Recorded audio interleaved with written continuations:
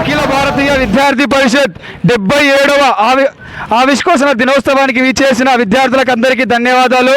ముందుగా అసలు ఏబీవీపీ ఏ విధమైన కార్యక్రమాలు చేస్తామని తెలుసుకుందాం. ఏబీవీపీ ముందుగా 1949 జూలై 9న ఏర్పాటు చేయడం జరిగింది.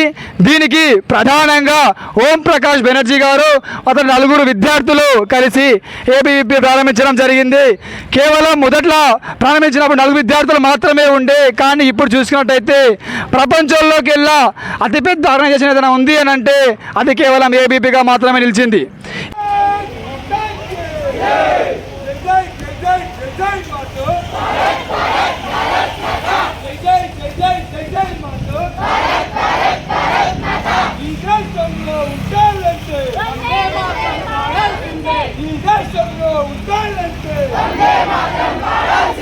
అనాలమ్మా, మీరు కూడా గట్టిగా అనాలి.